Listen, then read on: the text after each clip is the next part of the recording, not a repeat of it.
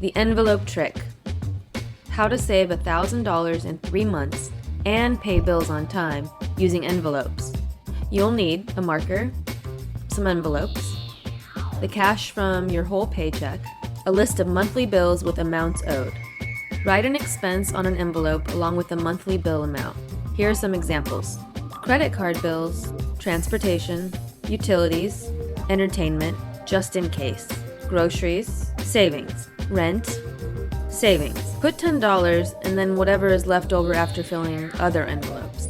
Fill each envelope with the amount of cash needed. If you get paid every 2 weeks, put half of the amount of the bill, then put the rest with the next paycheck. Only use the money in each envelope for that expense. Don't dip into envelopes. If needed, use the just-in-case envelope. Do not touch money in the savings envelope. 3 months later, ka-ching!